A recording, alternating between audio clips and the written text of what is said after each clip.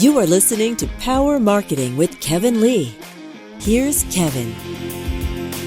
You got me thinking that about human behavior, right? And human behavior online versus offline. I think there's definitely a difference in online versus offline behavior, but I tend to see it amplified if the person is anonymous. So do you feel like anonymity is potentially what bubbles to the surface, perhaps a willingness to be a little bit more harsh than one would otherwise be? Because I think there are things that, a person would say to one another face to face, and then you compare what they would say to each other online without anonymity. And then if you added anonymity, what does that do to the conversation? What does that do to the kinds of messaging? And it is anonymity and maybe the removal of anonymity a solution or something that should be looked at? I think anonymity for me is a transient state, is how I would say it, Kevin. Meaning, I believe if I have something to say, I should be able to stand behind what it is I want to say. Now, with that, I recognize that some people, that's a white male privilege, as I like to self-identify as male, pale, and stale. I'm a middle-aged white guy in North America who's had tremendous privilege and has definitely benefited from a system. There's no doubt. I mean, I'm able to be empathetic enough to realize that. Now, there are many people in the world who have a voice and want to share something that by actually doing that, it puts them at risk. Anonymity, good, like great. I want to go out and buy something and share it on Instagram. Anonymity, whatever.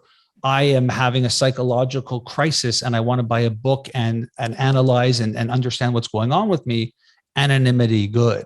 And that's why I think anonymity is a transient state. I think there are components and moments where we definitely need it.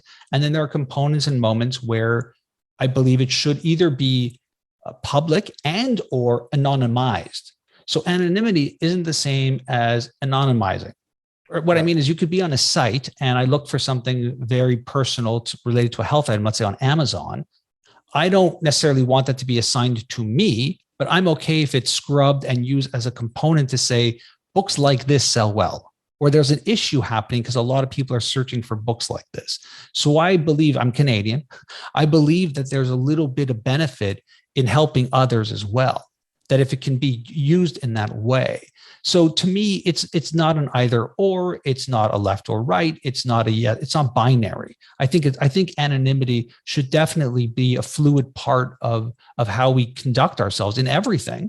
Right? There are moments where I'm happy to be like, here I am at this library, but there are moments where maybe I want to be intimate with my partner in a restaurant, and I don't need that to be broadcast or publicized by my own choice.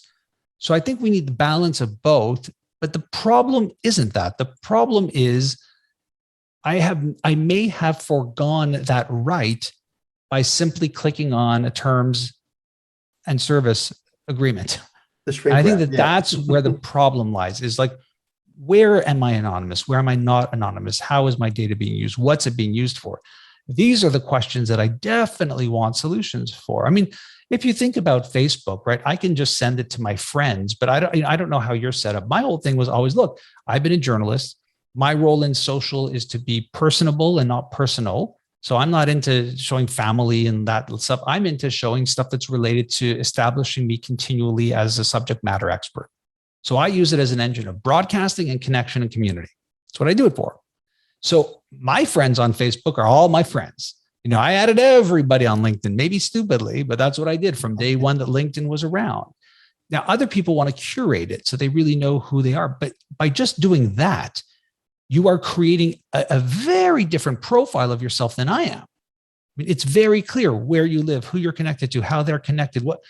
So we have to understand that through our following, our likes, our shares, we are establishing this weird profile that, one, we should have control over, but I don't think we really understand.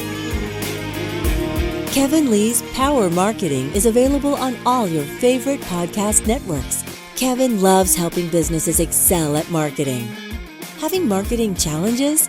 Just like Santa in the Miracle on 34th Street, if Kevin can't help you, he'll know someone who can. Find him on LinkedIn, subscribe, or follow.